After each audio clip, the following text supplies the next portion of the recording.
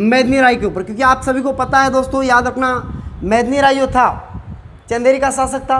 अब राजपूतों में केवल एक ही बच्चा, कौन? चंदेरी का, क्योंकि बाकी तो सब ऐसे ही थे, है ना। लेकिन याद रखना मेदिनी राय जो था ये भी अच्छा खासा था, मेदिनी राय जो कि चंदेरी का था। और चंदेरी का होगा अब क्या? युद्ध। अब कौन सा युद्ध होगा? अब होगा चंदेरी का युद्ध। इतिहास प्रसिद्ध चंदेरी का युद्ध भी बड़ा फेमस युद्ध रहा। 29 जनवरी सन 1528 को चंदेरी का युद्ध संपन्न हुआ। कहते हैं कि यहाँ पर चंदेरी का युद्ध कब हुआ? तो चंदेरी का युद्ध याद रखना 29 जनवरी सन 1528 को चंदेरी का युद्ध संपन्न होता है।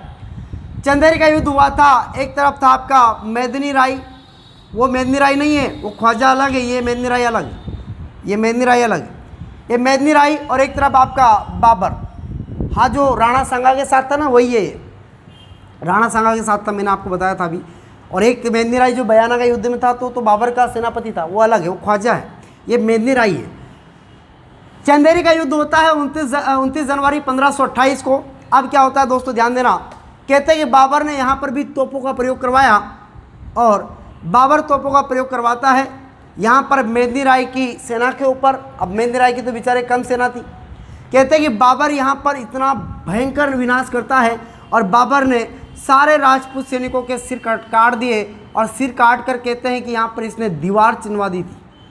क्या चुनवा दी थी?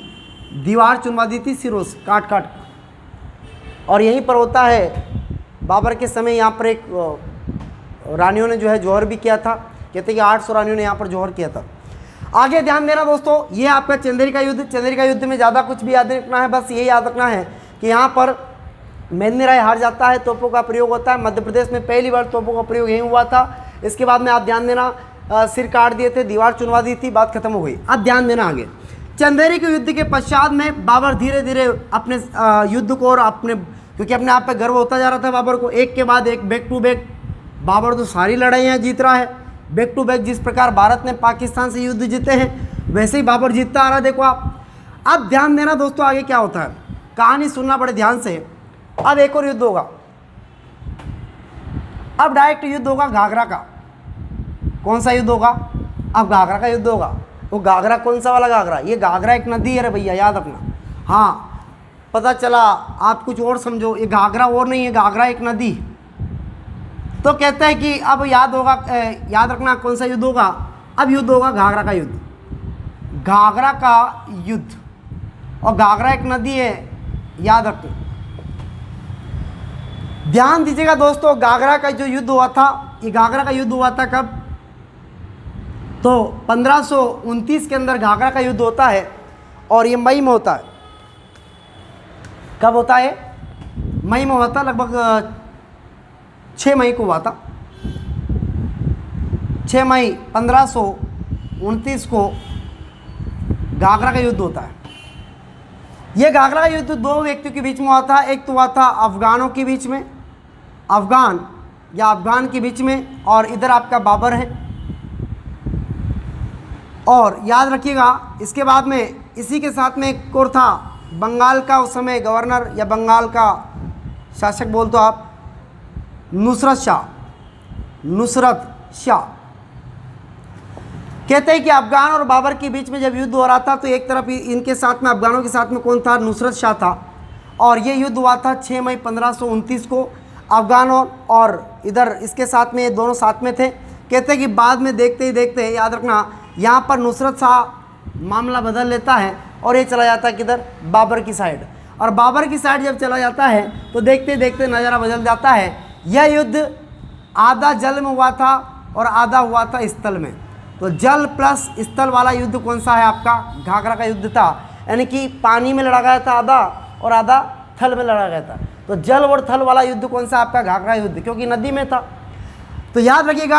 अब यहाँ पर क्या होता है कि नुसरत शाह जब बाबर के साथ चला जाता है तो अफगान अकेले पड़ जाते हैं, और यहाँ पर अफगान जो है वो भी क्या हो जाते हैं? हार जाते हैं। इस तरह से बाबर घाघरा का युद्ध भी जीत लेता है, और बैक टू बैक सारे के सारे युद्ध बाबर जीतता जाता है। अब आगे कहानी सुनो ध्यान से। बाबर सारे युद्ध जीतता है, और अब आगे क्या होता है बाबर के साथ में वो आपको देखना है। ध्यान दीजिएगा दोस्तों। हाँ, वो थोड़ा सा याद रखना है कि जो खानवा का युद्ध हुआ था वो अनिर्णायक युद्ध माना जाता है, क्योंकि बाबरनामा ये बोलता है जब खानवा का युद्ध हुआ था तो खानवा के युद्ध में जो राणा सांगा की पत्नी थी, कर्मावती कुछ नाम था उसका, तो कहते हैं कि खानवा के युद्ध में जब राणा सांगा की पत्नी कर्मावासी थी, और कर्मावासी के बारे में ऐसा बताता है कि राणा सांगा ने, बाबरनामा बोलता है, बाबरनामा एक किताब है वो बोलती है, बाबरनामा के अनुसार ऐसा बोला जाता है कि खानवा का युद्ध वैसे तो बाबर ने जीता, लेकिन ऐसा माना जाता है कि बाबरनामा के अनुसार बाबर इस राणा सांगा की पत्नी कर्मवासी को हिंदू पुत्री मानता है, और इसीलिए इस युद्ध को अनिर्णायक युद्ध बोलता है। तो अगर प्रश्न ये आए कि खानवा का युद्ध बाबरनामा के अनुसार किसने जीता, तो फिर आप बताना अनिर्णायक युद्ध था वो, किसी ने नहीं जीता। किसने जीता? वो अनिर्णायक था, वो किसी ने नहीं जीता। ठीक है ना, तो बाबरनामा के अनुसार है ये बात, थोड़ा सा ये बीच में पॉइंट था, याद रख लेना। अब ध्यान देना दोस्तों, आगे बढ़ते हैं अपन, आगे कहानी सुनना आप ध्यान से। तो पानीपत का युद्ध हो गया। देखो 4 युद्ध बाबर ने जीते, कौन कौन से मैं आपको क्रम बता देता हूँ। पहला युद्ध था पानीपत का प्रथम युद्ध, पानीपत का पहला युद्ध जो कि 1526 में लड़ा गया। दूसरा युद्ध बाबर ने जीता, कौन सा? बयाना, तो छोटा सा युद्ध था। उसके बाद खानवा का युद्ध याद रखना आप लोग, खानवा का युद्ध याद रखना, ये खानवा युद्ध हुआ था 1527 में। तीसरा युद्ध लड़ा बाबर ने चंदेरी का युद्ध, और चंदेरी का युद्ध हुआ था कब? तो 1528 में। और इसके बाद चौथा युद्ध लड़ा कौन सा? घाघरा का युद्ध, और घाघरा का युद्ध हुआ कब? 1529 में। बैक टू बैक 4 युद्ध है, और चारों युद्ध की डेट याद रखना है आप लोगों को, है ना। तो पानीपत का 26 में, खाना का 27 में, चंदेरी का 28 में, और घाघरा का 29 में। याद हो जासी क्या? नहीं हो तो एक काम करो, मैं आपको ट्रिक बताता हूँ। पानी पीकर खाना खाकर, क्या है? पानी पीकर खाना खाकर चंदेरी चली घाघरा उठाकर, ऐसे याद कर सकते हैं आप। याद हो जाएगा क्या? अरे पानी पीकर खाना खाकर चंदेरी चली घाघरा उठाकर, हो जाएगा। 26, 27, 28, 29 आसानी से याद है, डेट बहुत शानदार है। चलिए क्लियर सभी का दोस्तों, यहाँ तक आगे समझ में आया होगा ना यहाँ तक। अब ध्यान देना आगे कहानी क्या है। थोड़ी सी बाबर के बैकग्राउंड की बात करते हैं। अब बाबर के बारे में ध्यान देना आप लोग, बाबर के बारे में थोड़ी सी बैकग्राउंड की थोड़ी सी चर्चा कर लेते हैं हम लोग। बाबर का बैकग्राउंड क्या था और बाबर ने क्या किया। तो बाबर के बारे में उल्लेख मिलता है कि बाबर ने पानीपत में 2 मस्जिदें, एक मस्जिद बनवाई थी। पानीपत में जो मस्जिद बनाई थी उसका नाम था काबुली बाग की मस्जिद, या काबुली मस्जिद जिसे हम बोल सकते हैं। और इसके बाद में संभल में एक मस्जिद बनवाई थी जिसे संभल की जामा मस्जिद बोलते हैं, जामा मस्जिद संभल में, ठीक है ना। तो 2 तो इसने मस्जिदें बनवाई। उल्लेख मिलता है कि बाबर का एक सेनापति था, और इस सेनापति का नाम आप सभी को पता होगा। 1528 की बात है, और आप सभी को पता होगा इसका एक सेनापति था जिसका नाम था मीर बाकी। क्या था?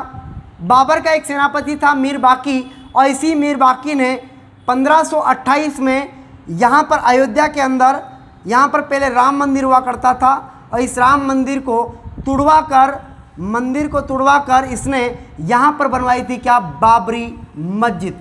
और बाबरी मस्जिद का जो मसला आप देखते होंगे वही वाला मसला है। तो 1528 में मस्जिद इनकी मंदिर को तुड़वाकर यहाँ पर बाबरी मस्जिद का निर्माण करवाया था किसने? इसी बाबर के सेनापति मीर बाकी ने। ये आपको याद रखना है। जो वर्तमान में आप देखते हैं राम मंदिर बन रहा है, सौभाग्य की बात है हमारे लिए, क्योंकि मुगल सत्ता में जब बाबर हुआ करता था तो उस समय कहानी उस समय की उलझी पड़ी है, और अब जाके राम मंदिर बन रहा है। तो ये हमारे लिए एक बहुत बड़ी सौभाग्य की बात है कि राम मंदिर बन रहा है ना। चलिए अब ध्यान देना आगे और क्या है बाबर के बारे में। तो बाबर का और भी बैकग्राउंड देख लेते हैं हम लोग, बाबर का बैकग्राउंड और क्या क्या है। अब ध्यान देना दोस्तों, कहते हैं कि बाबर के 3 पत्नियां थी, मैंने आपको बताया था। 1494 से लेकर बाबर खूब प्रयास करता है ना, और तब जाके बाबर को कहीं ना कहीं सफलता मिलती है, और बाबर की 3 शादियाँ हो जाती हैं, और 3 शादियाँ होने के बाद भी परिवार का विस्तार नहीं हो रहा था, तो फिर एक बच्चा हुआ, है ना। तो थोड़ा सा बाबर के फैमिली बैकग्राउंड को भी देख लेते हैं। चलिए, अब बाबर के 3 शादियाँ हो गई थी तो 3 पत्नियाँ रहेगी। हाँ, शादियाँ 3 ही होगी तो 3 पत्नियाँ रहेगी ना।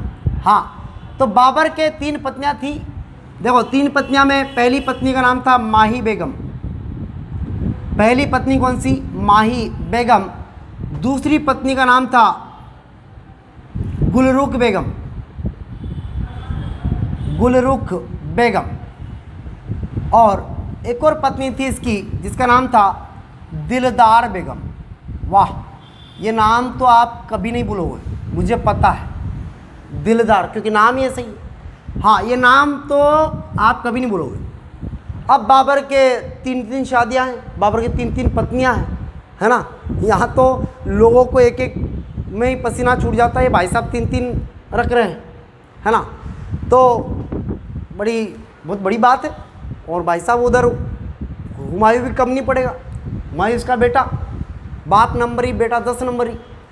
अब ध्यान देना, बाबर के 3-3 पत्नियां हैं, रहते हैं बहुत सारे को। हाँ, यहाँ पर देखना वो बात अलग है कि कहते हैं कि निभाना बड़ा मुश्किल हो जाता है। अब ध्यान देना, है ना। लेकिन बाबर बहुत बड़ा जुगाड़ी आदमी था, निभा लेता था। वो कहते हैं कि एक छोटी सी कहानी है कि एक बड़ा कवि था। एक क्या था? कवि था। अब कवि बड़ा प्रसिद्ध कवि। अब कवि की हो गई शादी। कवि की क्या हो गई? शादी।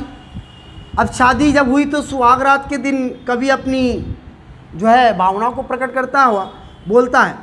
सुहाग रात के समय कवि अपनी भावना को प्रकट करता है और अपनी पत्नी के लिए 2 लाइन बोलता है। पत्नी के लिए 2 लाइन बोलता है कि आज से तू ही मेरी पूजा है, तू ही मेरी आरती है और तू ही मेरी सब कुछ है, तू ही मेरी अर्चना है, तू ही मेरी पूजा, तू ही मेरी आरती, तू ही मेरी अर्चना। पत्नी गांव की थी। पत्नी को लगा रहा, बोले तो सेटिंगों के नाम बता रहा है, बोले आप पति मेरा सच्चा मिल गया बिल्कुल।